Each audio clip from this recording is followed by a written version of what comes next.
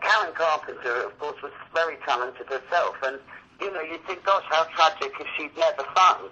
Well, you know, there's a funny story.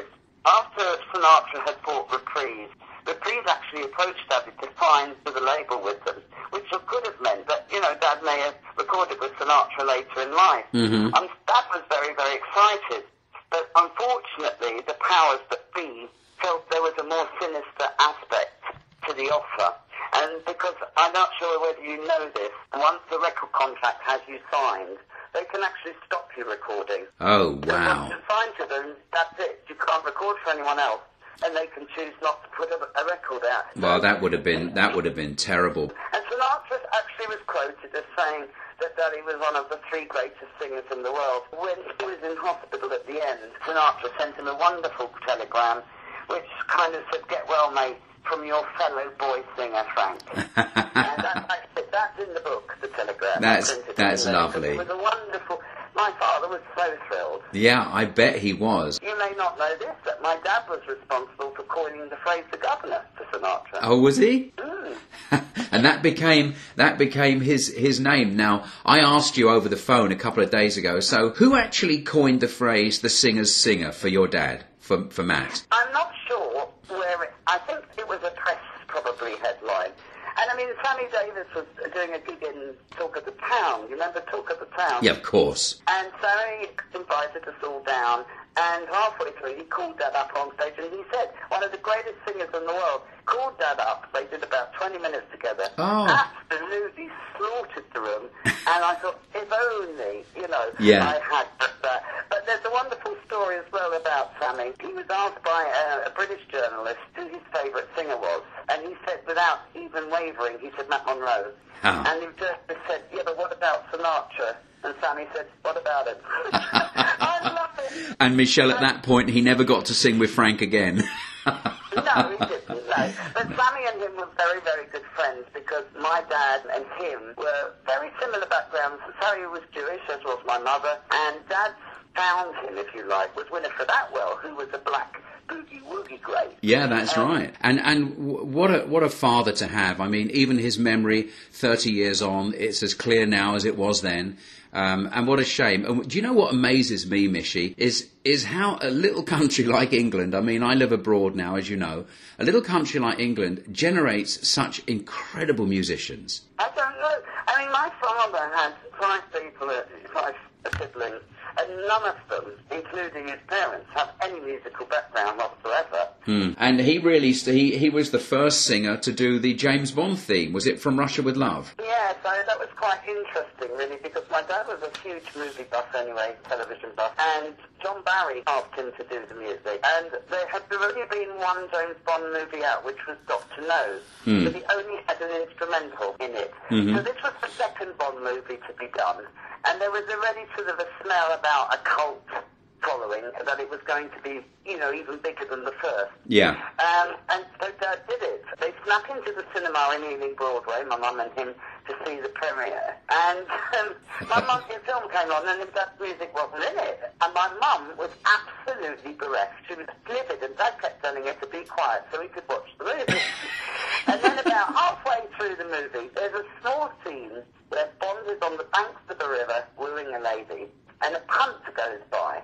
And on the transistor radio in the punt, you can just hear a few bars of From Russia with Love. So once again, my mum's kicking Dad, saying, is that it? Is that all? You know, she really was horrified. And of course, they took a very, very unusual step of putting their feature song at the end of the credits.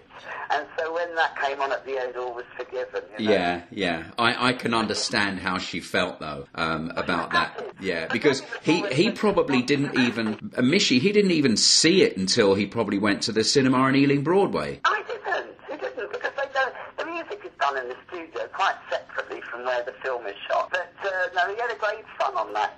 And in fact, he was actually starred in a movie. I don't know whether you... No, I didn't know that. With George Montgomery. Oh. And they filmed in South Africa, and he had the most wonderful time. And again, he was asked to do another one. It was funny because a lot of people had approached him prior to that to to do bus driver roles and carry on films and the like, and that wasn't for him. No. He played a serious role in a sort of cowboy western. Matt Monro in a cowboy western? You've got to be kidding me. No, it's called Satan's Harvest.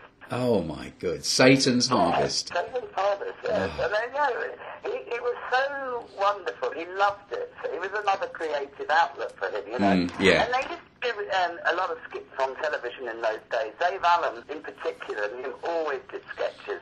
And Dave always said to him he was a natural actor. Yeah. He was just very short in stature, which played against him for a lot of things. Well, but it doesn't when you're a performer, you know, it really doesn't. You're up on stage and people are focused on you. Height doesn't matter, it's your vocals and it's your presence, of course. And he had that for definite, that's for sure. I think that's why he did so well in places in the Far East, because they were short in stature. Yeah, they are. He's probably bigger than most of them. Oh, it was incredible, his following in the Philippines. You know, he got off the plane on the first trip he ever went, and there were thousands of people on the tarmac, because you could do that in those days, and said to his musical director, who the hell is on this plane? He said, it's you idiot. And they had left an actual mat on the tarmac which said welcome on it.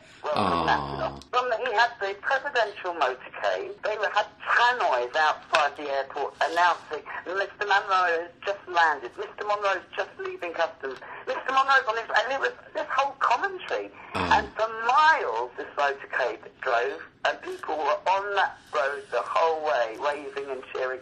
It was amazing. Oh my goodness, treated like royalty. Yeah, and I tell you something, his last concert, which was the year before he died, was just exactly the same. His audience there never waned, and President Marcos and Imelda came to every single show that he did. Wow. She probably had a different pair of shoes for each show too. Absolutely. Absolutely. And it's the only time in his life that he's done a duet in concert, impromptu, because she always insisted upon coming on the stage and singing Feelings, which wasn't a song that he did anyway. Yeah. We don't say no. But they're wonderful memories, because he's still, today, Tony, the #1 male solo foreign artist in the Philippines. He's the most pirated artist, and he's in every single karaoke bar. And when I work on the ships, a lot of the staff are Filipinos, and they come and sneak in to watch my shows. And they come for their autographs, because, you know, it's for them to be able to go home and show somebody they've got a photo with me. For them, it's thrilling. And yet, some of these are only 19, 20 years old. Yeah, but you know what, Michele? You deserve it. You've devoted your life to this, and you've kept his music alive. He would be very, very proud of you, knowing all that you've done, and how many people you've made happy with this. Well, you know, music's a wonderful thing to have in your life, I think, you know. And if you can bring joy to others through music, yes, I think that's a wonderful thing to have, you know. Yes, and he was absolutely. able to do that, and he's still able to do it. Yes. It doesn't matter. It doesn't even matter if you don't speak English. Music touches everybody. Well, Michele, we're going to do a book swap when I come over in February. I'm coming over to see my little granddaughter Ruby perform. She's in a street band, you know. She wears these big bobber boots, and she wears a hard yellow hat and a high visibility vest, and she does these street dancing. She's got these little skinny legs and these great big boots. She looks like a young version of Max Wall, but she doesn't. She doesn't know who Max Wall is, but I was going to say, I wouldn't show her a picture of Max Wall.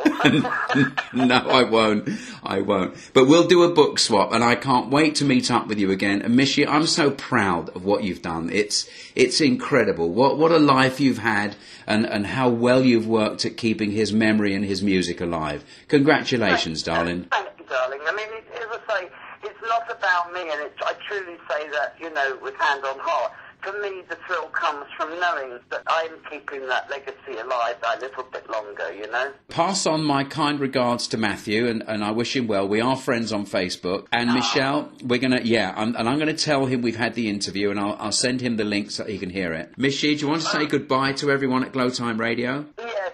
thank you so much for listening in. And if you didn't listen in, then you've missed out. Yes, they absolutely have. Listen, happy Christmas to everybody. Have a wonderful season, and may you always be filled with music. Absolutely. Mishy, once again, absolutely lovely to hear from you again. We'll keep in touch. Thanks, Tony. God bless. Bye.